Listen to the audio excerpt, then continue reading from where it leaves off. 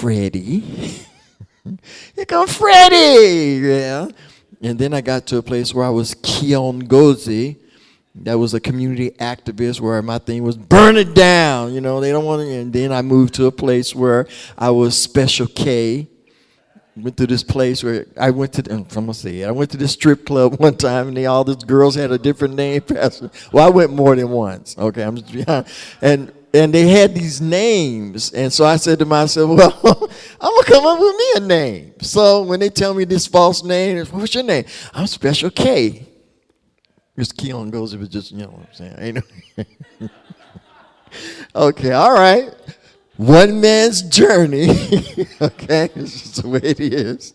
All right, so that's part of our journey. The next thing that's part of our journey is we start having conversations with significant others. Another part of our journey would be our conversations that we start having with our higher power or with God. These are part of our journey. Then there's a part where we attempt to make sense out of nonsense. You know, we come to a place where we think we know it all. We don't want to hear what, and so we attempt to make sense out of nonsense. When you look back over it, and I'm looking back at things that I did, and I'm laughing about it because it was stupid. It was nonsense, but I try to make sense of it. You know, have you ever gone to God and you give God something? Lord, I know that man's for me. I just know he is. I mean, yes, he's still struggling with his drug addiction. I gave him money yesterday, but Lord, I know he's for me. And Lord, I don't want any other answer but this one. In other words, you're going to tell God what he should do, right? Making sense out of nonsense. Isn't that something? Have you ever done that? I know I have, right? Okay. And then finally, ultimately, our journey will result in the acquisition of universal and spiritual truths. The word truth stands for transparent, reliable, undeniably tangible, and heartfelt. That's what a truth is. Truth stands for transparent, reliable, undeniably tangible, and heartfelt. That's a truth. The truth is a spiritual fact. A truth is not your opinion. It ain't what you think about it. It is something that when it hits you, it resonates deep within. It resonates with your soul. It resonates with your essence. And often it's some information that comes to you where God has already attempted to enlighten you, but we didn't want to listen, so he'll bring somebody like Pastor Richard or Pastor Judy or this brother, or he'll bring someone with a song, and in the words of that song, it's saying those things, that truth that he's been trying to talk to you about. It makes sense? Am I talking to the right people? And so those are the elements of our life journey, and those things I'll expand more in my book, but I want to cover just a few of those in the last few minutes that I have. I want to talk to you about a few of those particular elements. The path is one. And I did share a little bit about each of us already have a path. And I want to say this to you. The one thing I didn't say about the path, I did say to you that everybody's path is different. We all are different places on our life journey, on our path. But one thing I want to say to you is this. What makes my path, my journey, different and unique is that it's mine. Parents, you can't walk your children's journey.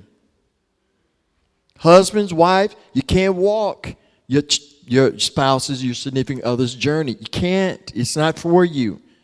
Actually, it's not even as my grandma said, it ain't even your business to try to tell them how to walk. Right? That's not. God did not appoint any of us to be inspectors. Have you ever bought some clothes and you reach in the pocket, it's brand new, or you don't have to be brand new, but you reach around the pocket and you pull out a little tag. And on a little tag, it'll have Inspector 481. And you'd be saying, what is that? Well, that means somebody, Inspector 481, was responsible to make sure that when that suit, that shirt, those shoes, whatever the item is, when it left the warehouse or the shop, that it was ready to go. It was quality controlled, inspected, right? So technically, Pastor Richard, when I have a flaw in my suit, if I could find out where that suit came from and contact that place, I really could complain, and it possibly could cost Inspector 401 their job. I'm just saying, because they're not supposed, their job was to make sure that it did not leave there. Brothers and sisters, I'm drop this in your spirit. God didn't give any of us the permission or the authority or the designation or the responsibility to inspect anybody else. You ain't Inspector 401. You ain't Inspector 902. You ain't no inspector, right? The Bible challenges us to walk. I beseech you, therefore, brothers, by the mercies of God, that you present your body. And check this out. What I found in my journey, the thing that impresses people more with me or puts me in a position where they'd be at least willing to listen to me is if I walk worthy in the world. Even if I'm not perfect, if people can see me attempting and doing the best that I can to walk worthy in the world, that gives me some level of credibility. Am I making sense? Does it make sense? So we have a life path. The other element I want to share with you quickly is this, and that is conversations that we have. Can I read with you a conversation that I had with a significant other? And then I want to read to you a conversation I had with God. So here's a conversation in my life that I had with an uncle. This uncle died when he was 96. I loved him so much. His name was Uncle, we called him Sarney, S-A-R-N-E-Y, Sarney Lee. And I remember Pastor Richard, when he died, I was so upset. I was angry with God. Now, I don't know what kind of relationship you have with God, but I got the kind of relationship with my Father that I talk to him like I'm talking to you. I don't get into, oh, great God, Jehovah, and I don't change my voice. I don't put that look on my face like, I'm smelling some dog mess when I'm in. I don't do all that. I just talk to him. I just talk to him. And I'm careful like we ought to be with our relatives. Some things, you better not cross certain lines. Sometimes a father says, okay, baby, now I understand what you're saying, but you're going a little bit too far now. Back up now. You're going to get ready to say the wrong thing, right? But the Lord gives me some leeway. He allows me. So I remember telling the Lord, I'm really upset with you. Why did you take him? I mean, Lord, I understand it. And I said, Lord, the reason I'm really upset is because why can't I live to be 200 years old? I don't understand that. I said, my uncle was 96 years old, and he just now, I could tell from his conversation, he was just understanding life. He really started you could tell in his conversation, he had a handle. So I was saying, I tried to bargain with God. I said, Lord, if I could stay here for 200 years, the first 100 years, I can learn all that I need to learn. And then I can spend that last 100 years really making an impact in the world. And in my mind, I'm thinking, ka-ching, ka-ching, because all the stuff I would know, and these new people coming up, I could present these ideas. I could make me some money, because they wouldn't know it. They wasn't around 100 years ago. But I could act like, oh, wow, My point is, I went on with this for like months. I remember one day I was riding down the street in the car and I just said to the Lord, I'm really mad at you. And I never heard his voice audibly, but I've heard him in my spirit and through the word and through other great individuals, people who are letting the Lord talk to them. But I remember in my spirit, I could hear God saying to me, if you just quiet down, I'm going to tell you why. You don't need to be here 200 years. One, I don't want you to get comfortable in this place because this place is not your home.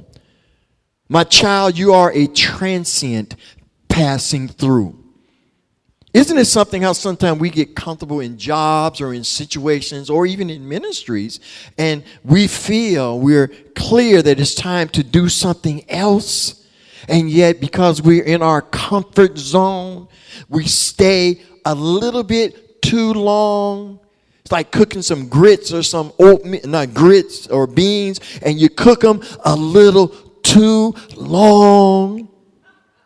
Have you ever experienced that? You cooked and then you wind up have to throw it all out because you cooked it too long. Sometimes in our transition, in our life, in our growing from glory to glory, there comes times when it's time to move on into another glory.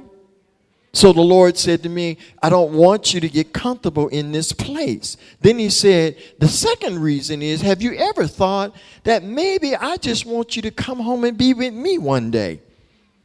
I don't want you to be with them. I want you with me. And when the Lord revealed that in my spirit, I left it alone. I never ventured there again. So here's the conversation I had with my uncle, Uncle Sarney. This is me. Uncle, I don't want to keep going from relationship to another.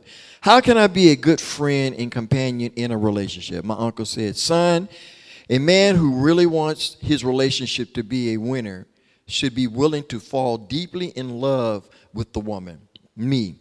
And that is a frightening thought. I don't want another love TKO, uncle. Yes, it is a fear that you have to conquer.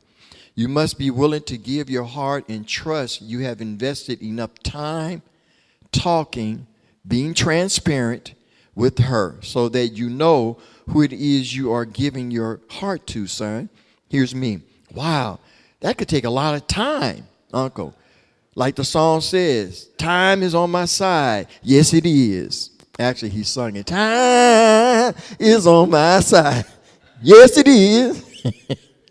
So I started laughing, and he laughed. And so I said, I see. Uncle said, son, it takes time for you to appreciate the ARC law of relationship cohesiveness. And I said, well, what is that? He says, the ARC consists of attraction, rhythm, connectedness, and then finally harmony. You have to go through that to start building a relationship. I said, the ARC laws of cohesiveness, huh? He said, yes, son. The laws of attraction, rhythm, connection, and finally harmony. I said, wow, uncle, that's pretty deep. He said, I'm saying all this to say that a man can allow himself to fall in love with a woman he knows when he has spent quality time with someone who knows that real man don't happen every day. And when a real man does happen, that's a gift. A gift not always given, and not one that should be thrown away so easily. I said, oh, I see. And he said, do you? That was one conversation I had. I want to share a conversation I had with God, because it's part of the journey. I was 55 years old when I had this conversation. It says this: why am I so concerned about and even feel the need to speak out against what and how other believers and non-believers occupy their time? God said to me, I have noticed you seem to focus on you seem to be focusing much of your thinking on a few pet peeve sins that you've identified to condemn in others, huh? Yet you have issues you struggle with yourself. Here's what I said.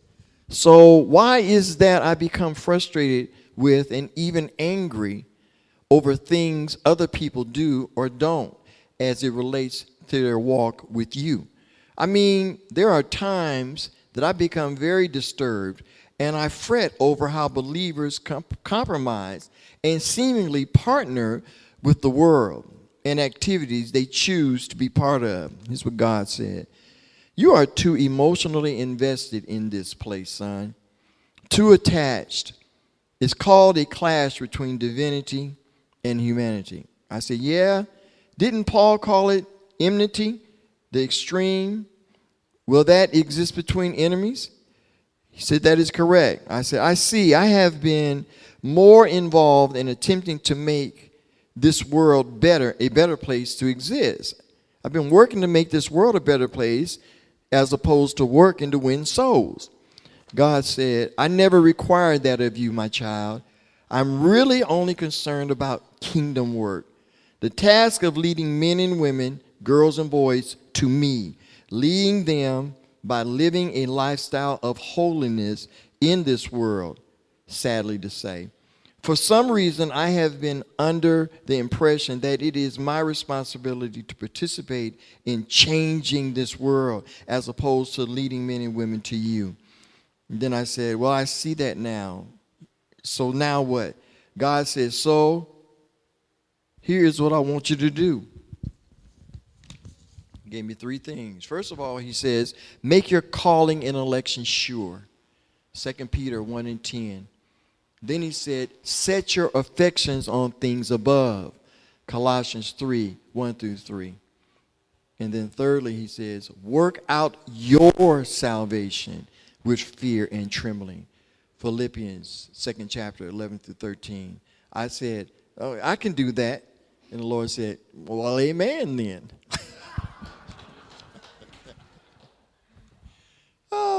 So I just want you to know, from glory to glory, the Lord shared with me 3 truths. I'm going to give them to you, and I'm going to sit down. First of all, establishing and operating with governing values make all the difference in whether I walk towards peace or chaos. I struggled with that for a while. I went through a place where I thought I was all that in a bag of chips. I really did. I mean, I was at a place where if you didn't say my name, if you didn't say Frederick or Frederick Bledson, I wouldn't even acknowledge you.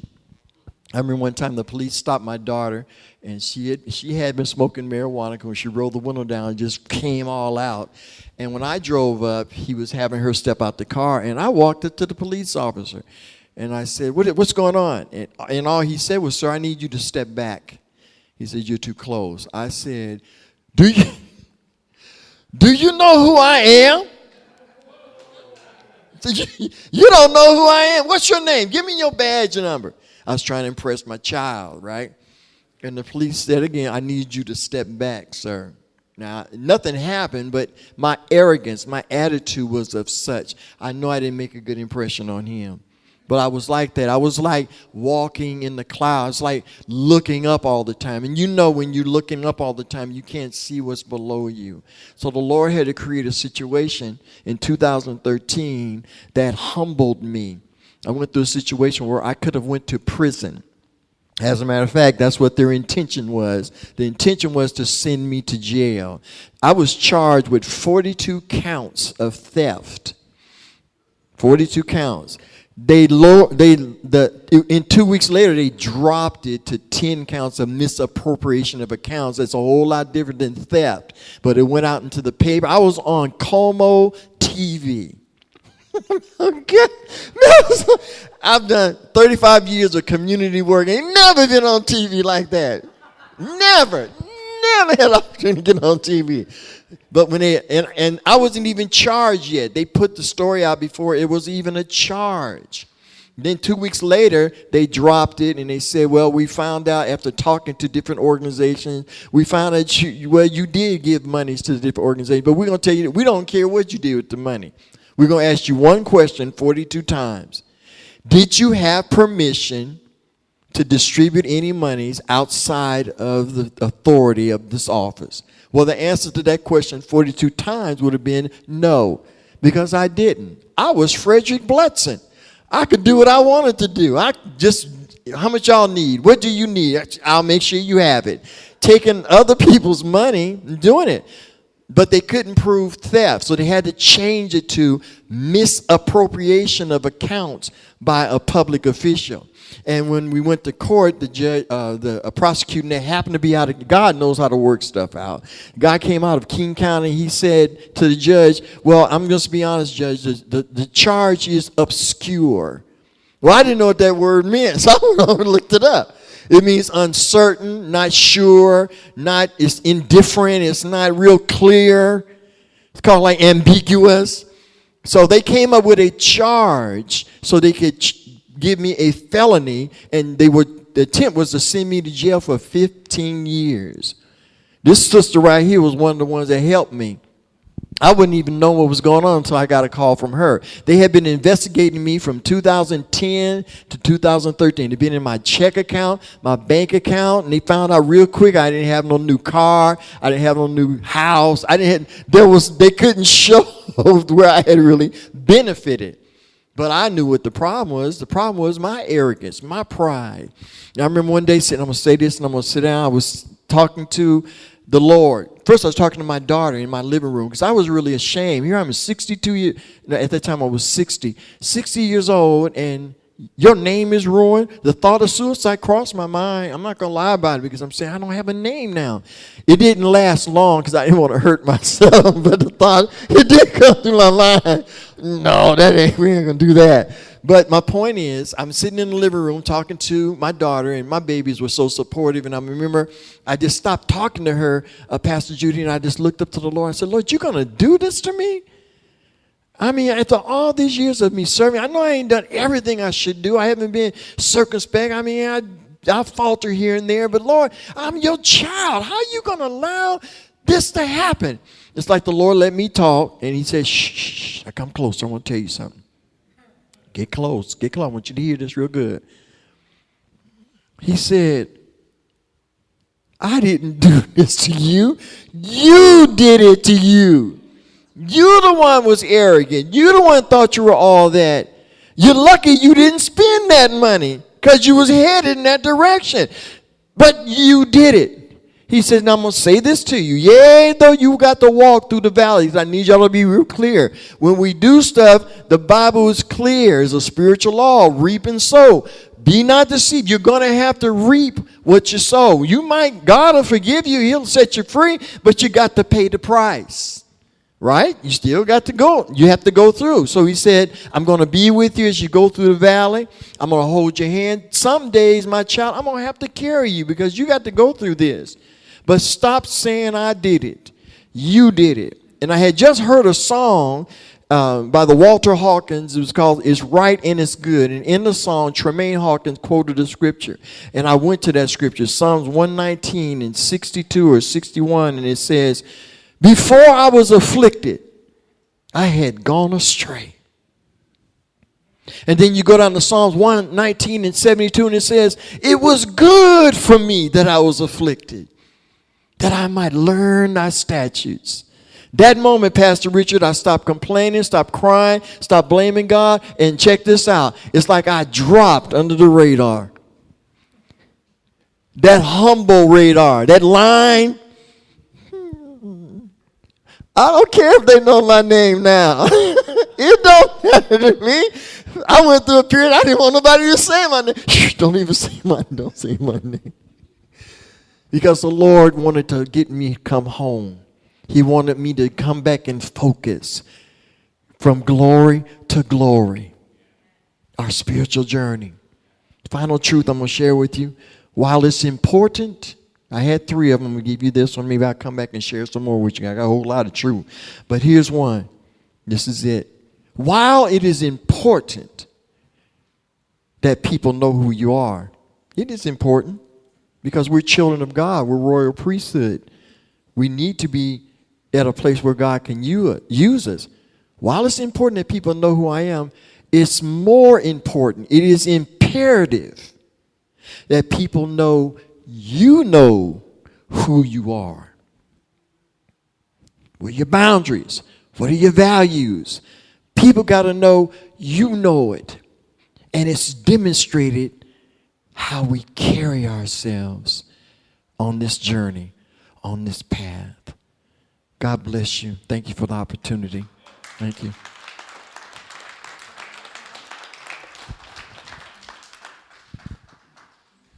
Awesome, Frederick. Thank you, thank you, thank you. That was a lot of beautiful truths, wasn't it, you guys?